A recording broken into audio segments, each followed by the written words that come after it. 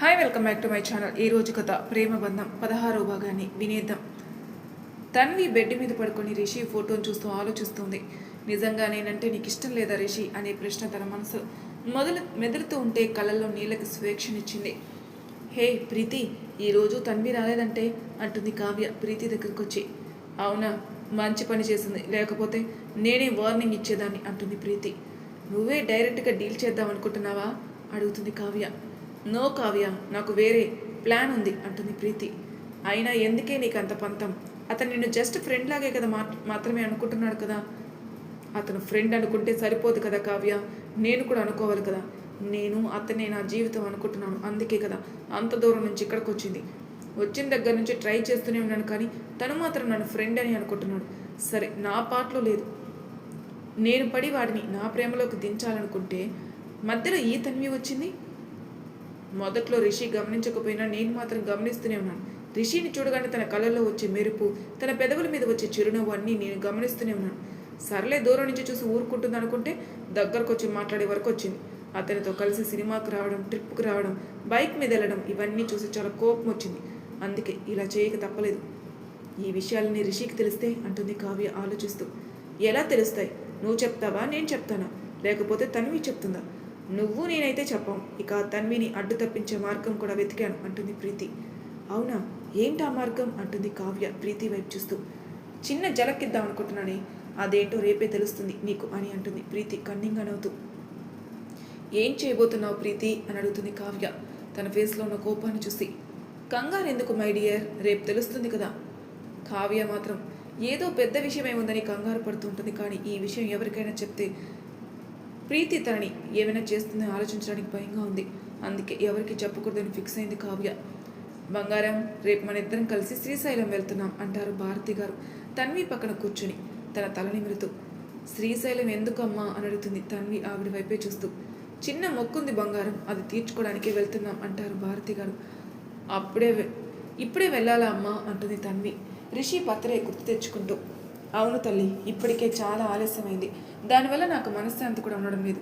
అందుకే వెళ్ళాలని నిర్ణయించుకున్నాం. నాన్నగారు, అన్నయ్య ఇద్దరు ఆఫీస్లో లీవ్ కూడా పెడుతున్నారు. నేను కూడా రావాలా అమ్మా అని అడుగుతుంది తన్వి బాధగా ఆవిడ ఒడిలో పడుకుంటూ. అవును తల్లి, తప్పకుండా రావాలి. ఇంపార్టెంట్ క్లాసులు లేవని చెప్పావు కదా, అందుకే ఇప్పుడు ప్లాన్ చేసుకున్నాం. ఆవిడ అంతగా అడిగేసరికి కాదు అనలేక సరే వస్తానంటుంది తన్వి. భారతి గారు నవ్వి నుదుటిన ముద్దు పెట్టుకుని నా బంగారం అంటారు. కానీ వాళ్ళకి తెలియదు ఏంటంటే ఈ ట్రిప్పుతో వాళ్ళ జీవితం తలకిందులవుతుందని. అందుకే అందరూ చాలా ఆనందంగా ట్రిప్పుకు బయలుదేరుతారు. తెల్లవారుజామున 4 అవుతుండగా నలుగురు లేచి ఫ్రెష్ అయ్యి కారులో శ్రీశైలం స్టార్ట్ అయ్యారు. కానీ వీళ్ళకి తెలియని విషయం ఏంటంటే వీళ్ళు ఇంట్లో స్టార్ట్ అయిన దగ్గర నుంచి ఒక కారు వీళ్ళని ఫాలో అవుతుంది. అది తెలియని వీళ్ళు సరదాగా కబుర్లు చెప్పుకుంటూ వెళ్తున్నారు.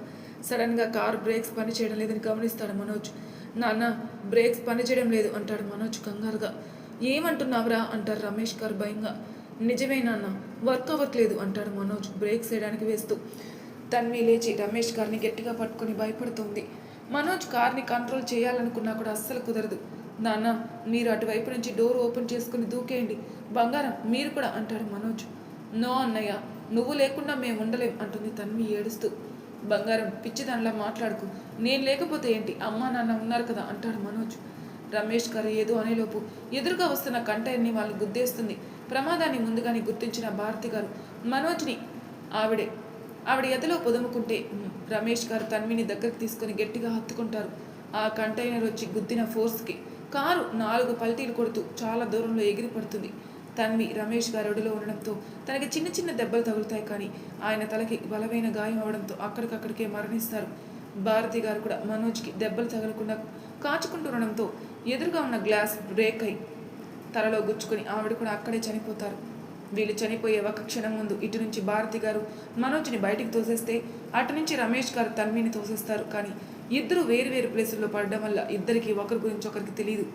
తన్వి లేచి చూసేసరికి కారు ఒక చెట్టుకు గుద్దుకొని బ్లాస్ట్ అయిపోతుంది. అది చూసి షాక్ అయి అక్కడే మోకాల మీద కూర్చొని ఏడుస్తూ ఉంటుంది. ఇంతలో తనకు కొన్ని మాటలు వినిపిస్తున్నాయి. ఆ మాటలు వినగానే కోపం, బాధ, భయం అన్నీ కలిపి అక్కడ ఉండలేక అక్కడి నుంచి వచ్చేస్తుంది తన్వి. మనోజ్ పడిపోయిన చోట ఒక రాయి ఉండడంతో వెంటనే అతను స్లో తప్పుతాడు. దారిలో వెళ్తున్న కొంతమంది మనోజ్ని చూసి హాస్పిటల్లో జాయిన్ చేస్తారు. ఒక 2 రోజుల తర్వాత అతనికి స్పృహ వచ్చి అతనికి యాక్సిడెంట్ అయిన చోటికి వస్తే అంతా క్లియర్ చేసి ఉంటుంది. అక్కడే కూర్చొని చాలాసేపు బాధపడతాడు. తన ప్రాణానికి ప్రాణమైన చెల్లెలు అమ్మా నాన్న దూరం అవడంతో అతనికి అంతా శూన్యంగా అనిపిస్తుంది. ఇంటికెళ్ళి ఎటు చూసినా వాళ్ళ జ్ఞాపకాలే కనిపిస్తుండడంతో అక్కడ ఉండలేక అక్కడి నుంచే వచ్చేస్తాడు మనోజ్. ఆ రోజు ఎంక్వైరీ సరిగ్గా చేయకపోవడంతో మనోజ్కి తన్వి బ్రతికుందని తెలియదు. తన్వి ఈరోజు వీడియో కాల్ చూసి తెలుసుకుంటే మనోజ్కి మాత్రం ఇప్పటికీ ఆ విషయం తెలీదు. ఇదంతా చెప్పి తన్వి ఏడుస్తూ ఉంటుంది. తన్వి అలా బాధపడడం చూడలేక రిషి వెళ్ళి తన గుండెలకు హత్తుకుని తన వెన్ను నిమురుతూ ఉంటాడు. తన్వికి వాళ్ళ అన్నయ్య అమ్మానాలతో కలిసి గుర్తుకొస్తుంటే ఎంత ఏడ్చినా బాధ తీరడం లేదు. రిషికి తన్వి అలా ఏడుస్తుంటే బాధగా ఉంది. అతని కళ్ళల్లో కూడా నీళ్లు తిరుగుతాయి. తన్వి అలానే ఏడుస్తూ రిషి కౌగిలిలోని స్రోతకు పడిపోయింది. రిషి కంగారుగా తను లేపే ప్రయత్నం చేశాడు, కానీ తన్వికి ఎటువంటి చలనం ఉండదు. రిషి కంగారుగా తన్ని 2 చేతులతో ఎత్తుకుని తన బెడ్రూమ్లోకి తీసుకెళ్లి బెడ్ మీద పడుకోబెట్టాడు. రిషి తన తల నిమురుతూ ఉంటాడు. ఆమె ఎంతగా బాధపడిందో అతని మనసుకు తెలుస్తుంటే తన గుండెని ఎవరో మెల్లిపెట్టినట్టు అనిపిస్తుంది. ఇంత బాధ ఒక్కదానివి మనసులో మోసావా తన్వి? నిన్ను చూసిన ఎవరైనా నీలో ఇంత బాధ ఉందంటే నమ్మలేరు. ఎప్పుడూ నవ్వుతూ నవ్విస్తూ పిల్లల్లో కలిసిపోయి వాళ్ళతో అల్లరి చేస్తూ ఉండే సరదాగా అమ్మాయి నువ్వు. కానీ నీ జీవితంలో జరిగింది వాళ్ళకి తెలిస్తే అసలు తట్టుకోలేరు ఎవరైనా, అంటాడు రిషి తన్వి వైపు చూస్తూ. తన్వి బాగా ఏడవడం వల్ల మొహం అంతా పీక్కుపోయి కళ్ళు బాగా ఏడవడం వల్ల ఊపిపోయి ఉన్నాయి. మొహంలో జీవం లేనట్టు అయిపోయింది. అసలు ఇంతకుముందు చూసిన తన్వికి ఇప్పుడు చూసిన తన్వికి అసలు సంబంధమే లేదు. రిషి తన్వి చేతిలో ఉన్న ఫోన్ తీసుకుని అందులో ఉన్న తన్వి ఫోటో చూస్తాడు. ప్రపంచంలో ఉన్న సంతోషం అంతా తన కళ్ళల్లో కనిపిస్తుంటే ఆ ఫోటోని ప్రేమగా చూస్తూ ఉంటాడు రిషి. ఇంతలో నేహ పిలవడంతో తన కళ్ళు తుడుచుకొని నేహ దగ్గరికి వెళ్ళి తనని ఎత్తుకుని నిద్రపుచ్చి తన్వి పక్కనే పడుకోబెడతాడు. రిషి తన్వి పక్కనే కూర్చొని తన చేతిని పట్టుకుని ఆమె వైపే చూస్తున్నాడు. అతనికి చాలా బాధగా ఉంది. అసలు ఇంత బాధ ఒకటే ఎలా మోసిందో అర్థం కాక చూస్తున్నాడు. అతని మనసులో ఎన్నో వేల ప్రశ్నలు ఉన్నాయి, కానీ అతని దగ్గర ఒక్కదానికి కూడా సమాధానం లేదు. నువ్వు నేను అనుకునే అమ్మాయివే కదా, నా నమ్మకం నిజమే కదా, నువ్వు చెప్పిన కథలో నీ గతంలో ఉన్నది నేనే కదా, నువ్వు ప్రేమించింది నన్నే కదా, ఆ సర్ప్రైజులన్నీ ఇచ్చింది నువ్వే కదా, మరి ఇవన్నీ నువ్వు చేసి నాకెందుకు శిక్ష వేశావు? ప్రతిరోజు నీ గురించి ఆలోచించాలా చేసి ఎందుకు నన్ను వదిలి వెళ్ళిపోయావు? పిచ్చోనే చేసావు కదా నన్ను, ఎందుకు వచ్చావు మళ్ళీ అనుకుంటూ కన్నీళ్లు పెట్టుకుంటూ ఉంటాడు రిషి. నీకు తెలుసా, నేను ఎప్పుడు నీ గురించి ఆలోచించేవాని. నువ్వు వెళ్ళిపోయాక నా లైఫ్ మొత్తం చీకటి అయిపోయింది. ప్రతి క్షణం నీ జ్ఞాపకాలతో చస్తూ బ్రతికాను. అసలు ఏం జరిగిందో ఎవరిని అడిగినా తెలియదన్నారు. నీ బెస్ట్ ఫ్రెండ్ నవ్యాని అడిగినా కూడా తనకు కూడా తెలియదని చెప్పింది. కాలేజీలో నీ గురించి అడుగుదామన్నా కూడా కనీసం నీ పేరు కూడా తెలియదు. నవ్యాని అడిగితే చెప్పలేదు. నువ్వు అన్నావట కదా, నేను నీ ప్రేమని యాక్సెప్ట్ చేసే వరకు నీ పేరు నీ ఫేస్ నాకు తెలియకూడదని. ఏంటి ఈ విషయం నాకు ఎలా తెలుసు అనుకుంటున్నావా? నీ ఫ్రెండ్ నవ్య అని చెప్పింది. ముందు అసలు చెప్పడానికి వెనక ముందాడింది, కానీ చాలా బ్రతిమలాడితే అప్పుడు చెప్పింది ఈ విషయం. ఆ తర్వాత నేను కూడా తనని నీ పేరు గురించి అడగలేదు, కానీ ఆ కాలేజీలో ఉన్న ప్రతి క్షణం నీ జ్ఞాపకాలతోనే ఉన్నాను. నేను తలుచుకుంటే నీ గురించి ప్రతి చిన్న విషయం తెలుసుకోగలను, కానీ అక్కడ నేను నీ నిర్ణయానికి కట్టుబడి నీ గురించి ఏమీ తెలుసుకోలేదు. నీకేమయ్యిందో నా గురించి అన్ని విషయాలు తెలుసు కదా, మరి నా కోసం ఎందుకు రాలేదు అని బాధపడతాడు. అయినా నువ్వు నా నుంచి దూరం కావడానికి కారణం ఎవరే? నువ్వు చెప్పిన మాటల్లో నాకు మన గురించి తెలిసిన వాళ్ళు ఇలా చేశారనిపిస్తుంది, కానీ వాళ్ళకేం అవసరం ఉంది? తెలుసుకుంటాను, అన్నీ తెలుసుకుంటాను. నీ బాధకు కారణమైన ఏ ఒక్కరిని వదిలిపెట్టను. అసలు నీ జోలికి ఎందుకు వచ్చానని వాళ్ళు అనుకోకపోతే నా పేరు రిషి వర్మనే కాదు అనుకుంటాడు రిషి కోపంగా. ఇన్నేళ్ళ మన బాధకు కారణమైన అందరికీ నరకం అంటే ఏంటో చూపిస్తా. నువ్వు ప్రేమిస్తుంది నన్నే అని నాకు అర్థమైన క్షణం నాకెంత ఆనందంగా ఉందో చెప్పలేను. నిన్ను చూసిన మొదటి క్షణమే నీకు పడిపోయాను, కానీ మనసులో ఒకటే ప్రశ్న తిరుగుతూ ఉండేది. నేను నిన్ను అంతలా ప్రేమించి మళ్ళీ నిన్ను అంటే స్కూల్లో చూసిన తన్విని ఎలా ప్రేమించానని. కానీ ఇప్పుడు నాకు అర్థమవుతుంది, నేను ప్రేమించింది నీ రూపాన్ని కాదు, నీ ప్రెజెన్స్ని అని. ఇప్పుడు నాకు చాలా సంతోషంగా ఉందిరా. నన్ను ప్రేమించిన నా బంగారం నా పక్కనే ఉంది. నువ్వు ఎప్పుడు లేస్తావా అని వెయిటింగ్ బంగారం. నేను నా ప్రేమను నీకు చెప్పాలి. నీ కళ్ళల్లో నా మీద ప్రేమను చూడాలి. అసలు దీనికన్నా ముందు నీ విషయం గురించి నాకు తెలియాల్సిన అవసరం ఉంది అని తన ఫ్రెండ్ జైకి కాల్ చేశాడు. నిద్రలో ఉన్న జై ఫోన్ రింగ్ అవడంతో లిఫ్ట్ చేసి ఎవరో చూడకుండానే హలో ఎవరు అంటాడు. రే జై నేను అంటాడు రిషి ఎగ్జైట్ అవుతూ. హలో రిషి, ఏంట్రా ఈ టైంలో చేస్తావు అని అడుగుతాడు. నా బంగారం నాకు దొరికిందిరా అంటాడు రిషి. రిషి చెప్పిన మాట వినగానే అతని నిద్ర మొత్తం వదిలిపోయింది. కంగారుగా లేచి కూర్చుంటూ అవునా, ఎక్కడ, ఎప్పుడు అని అడుగుతాడు జై. ఏంట్రా అంత కంగారు, అయినా నీకు తను ముందే తెలుసు కదా అని అడుగుతాడు రిషి. ఆ మాట వినగానే జై తడబడుతూ ఏం మాట్లాడుతున్నావు, నాకేం తెలుసు అంటాడు. రే జై, నిజం చెప్పు, నీకు తెలుసని నాకు అర్థమైంది అంటాడు రిషి. "హ్మ్, ముందు నువ్వు విషయం చెప్పు, ఆ తర్వాత నా గురించి చెప్తాను" అన్నాడు జై. దానితో తన్వి చెప్పింది మొత్తం జైకి చెప్తాడు రిషి. తనకు కొన్ని విషయాలు తెలిసిన తన్వి ఎంత బాధపడిందో రిషి చెప్తుంటే అతని కళ్ళల్లో నీళ్లు తిరుగుతాయి. "నిజమేరా, తనే నీ బంగారం. కానీ నువ్వు చెప్పావు కదా, తనంతట తానే వచ్చి నిన్ను కలిసే వరకు తన గురించి ఏమీ తెలుసుకోనని. అందుకే నేను ఆ విషయం నీకు చెప్పలేదు. నువ్వు ఆ రోజు నాకు తన్వి పేరు చెప్పగానే నేను ఎంక్వైరీ స్టార్ట్ చేశాను. అప్పుడే నాకు తన గురించి తెలిసింది. తనే నీ బంగారం అని కూడా తెలిసింది" అంటాడు జై. "రే జై, అసలు తన్వి అనే పేరు నేను కాలేజీలో ఎప్పుడు వినలేదు కదరా" అంటాడు రిషి.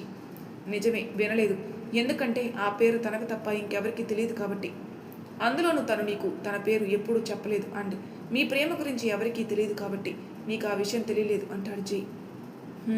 అదే నిజమే, కానీ నాకు తెలియాల్సిన విషయం ఒకటి ఉందిరా" అంటాడు రిషి. "ఏంట్రా అది?" "మమ్మల్ని కావాలని ఎవరో విడదీశారని నాకు అనిపిస్తుంది. అదెవరో నాకు తెలియాలి" అంటాడు రిషి. ఆ మాటలకి జై ఆలోచనలో పడతాడు. "ఏంట్రా మాట్లాడవు" అని అడుగుతాడు రిషి. "రిషి, ఈ విషయం నీ అంతట నువ్వు తెలుసుకుంటే బాగుంటుందిరా" అంటాడు జై. "అంటే ఈ విషయం నీకు తెలుసా" అని అడుగుతాడు రిషి ఆశ్చర్యంగా. "తెలుసు రిషి. ఇన్ఫ్యాక్ట్ నాకే కాదు, తన్వికి కూడా తెలుసు" అంటాడు జై. "వాట్, తన్వికి తెలుసా" అంటాడు రిషి షాకింగ్గా. "తెలుసు రిషి.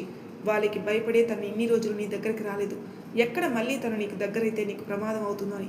అందుకే ఎవరికీ తెలియకుండా ఇన్ని రోజులు దూరంగా ఉంది." ఆ మాట వినగానే రిషికి కోపం అలానే బాధ కూడా వస్తాయి. కోపం తన్వికి మధ్యలో ఎవరో వస్తున్నారని, బాధ తన వల్ల తన్వి ఎంతలా సఫర్ అయిందో అని, ఈ రెండు ఆలోచిస్తుంటాడు. "Rishi, take care of her. తను చాలా డేంజర్లో ఉంది. రెప్పపాటు కాలంలో ఏమైనా జరగచ్చు. And think about your enemy. అప్పుడే నువ్వు తన్విని కాపాడుకోగలవు" అంటాడు జై. "అలాగే జై" అంటాడు రిషి. "సరే, లేట్ అయింది, వెళ్ళి పడుకో" అంటాడు జై.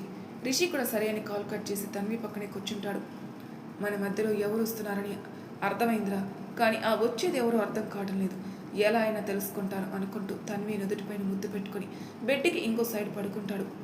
"నీకు నిజాలు తెలిసే టైం వచ్చింది రిషి. ఈ విషయాలు తెలిస్తే నువ్వు ఎలా రియాక్ట్ అవుతావో తెలియదు, కానీ నీకు తెలియాల్సిన అవసరం ఉంది. పాపం తన్వి పడిన బాధకి ఇప్పటికైనా న్యాయం చేయాలి. ఎంత చేసినా తను పోగొట్టుకున్నది మనం తీసుకొని రాలేం, కానీ ఆ బాధని మర్చిపోయేలా మాత్రం చేయగలం" అనుకుంటూ తను కూడా పడుకుంటాడు జై. పొద్దున్నే ముందుగా లేచిన తన్వికి తన మీద ఏదో బరువుగా ఉన్నట్టు అనిపించి మెల్లిగా కళ్ళు తెరిచి చూస్తుంది. తన గుండె మీద తల పెట్టుకుని తన మీద పడుకున్న నేహాన్ని చూడగానే తన్వి పెదవుల మీద చిన్న చిరునవ్వు వస్తుంది. తన నుదుటి మీద ముద్దు పెట్టుకుని తన గుండెకి హత్తుకుంటుంది. తన మెడకి వెచ్చటి శ్వాస తగలడంతో కళ్ళు పక్కకు తిప్పి చూస్తుంది. తన మెడవంపుల్లో తల పెట్టుకుని పడుకున్న రిషిని చూడగానే చాలా హ్యాపీగా అనిపిస్తుంది. ప్రేమగా తనని చూస్తుంది. కానీ ఇంతలో వాళ్ళున్న పొజిషన్ చూసి షాక్ అయింది.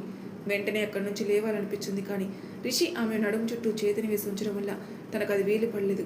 అలానే అతని వైపు భయంగా చూస్తుంది. "పడుకో బంగారం, కొంచెంసేపు అయ్యాక లేగిద్దాంలే" అంటాడు రిషి తనని ఇంకా దగ్గరికి పదువుకుంటూ. తన్వి షాకింగ్గా అతని వైపు చూస్తుంది. అతను బంగారం అనగానే ఆమె కళ్ళల్లో నీళ్లు తిరుగుతాయి. అలాగే అతని చేయి తన నడుము మీద ఉండడంతో బిగుసుకుపోయింది. ఆమె పరిస్థితి అర్థమైన రిషి చిన్నగా నవ్వుకొని "పడుకో" అంటూ తన చుట్టూ చేతిని వేశాడు. తన్వికి ఇంకా షాకింగ్గా ఉన్న రిషి తనతో అలా మాట్లాడడం తనకి చాలా హ్యాపీగా ఉంది. అందుకే తను కూడా పడుకుంటుంది. పొద్దున్నుంచి నేహ, తన్వి, రిషి కనిపించలేదని రిషి రూమ్కి వచ్చిన సులోచన గారు వాళ్ళని అలా చూసి హ్యాపీగా ఫీల్ అవుతారు. కాసేపు వాళ్ళని అలా చూసి సౌండ్ చేయకుండా డోర్ లాక్ చేసి బయటికి వెళ్ళి ఈ రోజుకి వంట ఆవిడే చేస్తూ ఉంటారు. 1 గంట తర్వాత నేహ లేవడంతో రిషి, తన్వి కూడా లేస్తారు. "డాడా" అని రిషి మీదకి కూర్చుని అతని బుగ్గలు లాగుతుంది. "హా బేబీ, చెప్పు" అంటాడు రిషి. "మనం ఈరోజు బయటికి వెళ్దామా" అని అడుగుతుంది. "నో బేబీ, ఇప్పుడున్న సిచ్యువేషన్లో మనం బయటికి వెళ్ళకూడదు." ఆ మాటకి నేహ డల్ అవుతుంది. తను అలా డల్గా ఉండడం చూడలేక తన్వి నేహాని ఎత్తుకుంది. "అయ్యో బంగారం, అలా ఏడవకూడదురా. మనం బయటికి వెళ్ళకపోయినా ఇంట్లో ఉండి ఎంజాయ్ చేద్దాం, ఏమంటావు" అంది తన్వి. "అవునా, అదెలా" అని అడుగుతుంది నేహ. "అంటే నువ్వు, నేను, నానమ్మ ఇంకా డాడా నలుగురం కలిసి ఆడుకుందాం. అప్పుడు నీకు కావాల్సినంత ఎంజాయ్మెంట్ దొరుకుతుంది" అంటుంది తన్వి. రిషి తన్వి ముందు నిలబడి ఆమె కళ్ళలోకి చూస్తుంటాడు. ఆ కళ్ళు తన కాలేజీలో చూసి ఇష్టపడిన కళ్ళే. ఏ కళ్ళతో అయితే తను ఎన్నో కబుర్లు చెప్పాడు, ఏ కళ్ళని చూసి అయితే తన ప్రేమలో పడ్డాడు, ఏ కళ్ళు అయితే అతని మీద అంతులేని ప్రేమను చూపాడు, అవే కళ్ళు ఇప్పుడు అతని కళ్ళ ముందున్నాయి. ప్రేమగా తన కళ్ళలోకి చూస్తూ తన దగ్గరకు తీసుకుని ఆమె కళ్ళ మీద ముద్దు పెట్టుకుని తన్విని పరవశంగా చూస్తున్నాడు. రిషి తన్వి నుదుటికి తన నుదురి ఆనించి అలానే కళ్ళు మూసుకుని ఉండిపోతాడు. ఇంతలో నేహ పిలుపు వినిపించడంతో ఇద్దరు దూరం జరుగుతారు. తన్వి అక్కడి నుంచి తన రూమ్లోకి వెళ్ళిపోతే రిషి చిన్నగా నవ్వుకుంటూ ఫ్రెష్ అవ్వడానికి వెళ్ళాడు. అందరూ ఫ్రెష్ అయ్యి హాల్లోకి వస్తారు. "సారీ ఆంటీ, ఈరోజు లేట్ అయింది" అంటుంది తన్వి చిన్నగా. పర్లేదురా, టిఫిన్ చేద్దాం రండి అందరూ కలిసి. తర్వాత తన్వి నేహ కలిసి ఆడుకుంటూ ఉంటారు. రిషి అక్కడే ఉన్న సోఫాలో కూర్చుని తన్వి వైపే చూస్తుంటాడు. రిషి చూపులు తనకి గిలిగింతలు పెడుతుంటే సిగ్గుతో తలదించుకుని కూర్చుని ఉంటుంది. నేహ చాలాసేపు ఆడి అలసిపోయి తన్వి ఒడిలో నిద్రపోయింది. రిషి తను తీసుకెళ్లి బెడ్రూమ్లో పడుకోబెడతాడు. తన్వి కూడా అతని వెనకాలే వెళ్తుంది. నేహ పడుకున్నాక రిషి డోర్ లాక్ చేసి తన్వి దగ్గరకు వస్తాడు. తన్వి కంగారుగా రిషి వైపే చూస్తుంది. రిషి నవ్వుతూ తన్వి పక్కన కూర్చొని తన కళ్ళలోకి చూస్తుంటాడు. నువ్వు ఏం ఆలోచిస్తున్నావో నాకు తెలియదు తన్వి, కానీ నాకు క్లియర్ అవ్వాల్సిన విషయాలు చాలా ఉన్నాయి అంటాడు రిషి. ఏంటి అవి అన్నట్టు రిషి వైపే చూస్తుంది. అసలు దీని అంతటికీ కారణం ఎవరు? నువ్వు నన్ను మొదటిసారి ఎప్పుడు చూసావు? ఎందుకు తిరిగి మళ్ళీ నా దగ్గరికి రాలేదు అడుగుతాడు రిషి. అన్నిటికీ నా దగ్గర సమాధానాలు ఉన్నాయి సార్, కానీ అది చెప్పే టైం రాలేదని నాకు అనిపిస్తుంది. ఒకవేళ వస్తే నేనే మీకు చెప్తాను అంటుంది తన్వి. ఇప్పుడు చెప్పు, నన్ను ప్రేమిస్తున్నావు కదా అని అడుగుతాడు రిషి ఆమె కళ్ళలోకి చూస్తూ. ఆ మాట వినగానే తన్వి కళ్ళలో నీళ్లు తిరుగుతాయి. అతన్ని ఆమె ఎంతగా ప్రేమించిందో ఆమెకి మాత్రమే తెలుసు. తన కోసం ఎంతగా ఆరాటపడిందో తనకు మాత్రమే తెలుసు. తన కోసం ఎంతగా ప్రేమిస్తుందో కాలేజీలో ఉన్నప్పుడు అదంతా తన కళ్ళ ముందు కనిపిస్తుంటే తన్వి ఏం మాట్లాడకుండా మౌనంగా అతని కళ్ళలోకి చూస్తుంది. చెప్పు తన్వి అంటాడు రిషి మళ్ళీ ఒకసారి. అది నాకు కూడా తెలియదు రిషి అంటుంది తన్వి చిన్నగా. ఆమె అలా అనడంతో అతని గుండెల్లో ఏదో తెలియని బాధ మొదలవుతుంది. ఎందుకంటే ఇన్ని రోజులు ఆమె పక్కన లేకపోయినా ఆమె కళ్ళు దానితో చేసిన అల్లరంతా అతని మనసులో ఉండిపోవడంతో ఆమెని మోగుగా ప్రేమిస్తూ ఉండిపోయాడు. అలాంటిది ఆమె కళ్ళ ముందుకు వచ్చింది. కానీ ఇప్పుడు ఆమెకి అతని మీద ప్రేమ లేదని అంటుంటే చాలా బాధగా ఉంది. తట్టుకోవడం చాలా కష్టంగా ఉంది. అందుకే అక్కడ ఉండలేక వెంటనే అక్కడి నుంచి బయటికి వెళ్ళిపోతాడు రిషి. వెళ్తున్న రిషి వైపు బాధగా చూస్తూ ఉంటుంది తన్వి. నీ కళ్ళలో నా మీద ప్రేమ కనిపిస్తుంది రిషి, కానీ అది యాక్సెప్ట్ చేసే సిచ్యువేషన్లో నేను ఇప్పుడు లేను అనుకుంటుంది. బయటికి వెళ్ళిన రిషి వెంటనే జైకి కాల్ చేస్తాడు. జై, నాకు ఒక ఇన్ఫర్మేషన్ కావాలరా అంటాడు రిషి. చెప్పు రిషి అన్నాడు జై. తన్వికి తన ఫోన్ ఉన్నప్పుడు లాస్ట్ కాల్ ఏమొచ్చిందో నాకు తెలియాలి అంటాడు రిషి. ఇప్పుడు దాంతో ఏం పనిరా అంటాడు జై ఆలోచిస్తూ. కావాలి జై, ఎందుకంటే తన్వి నన్ను ప్రేమిస్తుంది. ఆమె కళ్ళల్లో ఇప్పటికీ నా మీద ప్రేమ ఉంది, కానీ తను ఎవరికో భయపడి నాకు అసలు నిజం చెప్పట్లేదు. తన ద్వారా కాకుండా నా అంతటా నేను ఈ ప్రాబ్లమ్ని సాల్వ్ చేసి తనని నా లైఫ్లోకి తెచ్చుకోవాలనుకుంటున్నాను అంటాడు. గుడ్ డెసిషన్ రిషి, ఇందులో నేను నీకు సపోర్ట్ చేస్తాను అంటాడు జై. సరే, ముందు తన ఫోన్ నెంబర్ ఇంకా తన గురించి టోటల్ డీటెయిల్స్ నాకు సెండ్ చెయ్యి అంటాడు రిషి. ఒక 45 minutesలో అన్నీ సెండ్ చేస్తానంటాడు జై. ఓకే జై అంటాడు రిషి. జై కాల్ కట్ చేసి ఆలోచనలో పడతాడు. రిషి ఎలా అయినా ఆ వ్యక్తి ఎవరో తెలుసుకుని అతనికి బుద్ధి చెప్పి తన్విని తన దాన్ని చేసుకోవాలని గట్టిగా ఫిక్స్ అయ్యాడు. రిషి కాల్ కట్ చేశాక తన్వి గురించి డీటెయిల్స్ కలెక్ట్ చేయడంలో బిజీ అయిపోతాడు జై.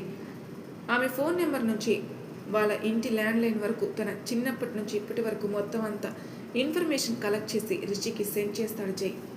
మరి తర్వాయి భాగంలో ఏం జరుగుతుందో నెక్స్ట్ ఎపిసోడ్లో తెలుసుకుందాం. అంతవరకు నా ఛానల్ సబ్స్క్రైబ్ చేయండి. వాళ్ళు ప్లీజ్ సబ్స్క్రైబ్ చేసుకోండి, లైక్ చేసి షేర్ చేయండి. మీ అభిప్రాయాలు నాకు కామెంట్ రూపంలో తెలియజేయండి. Thank you for listening.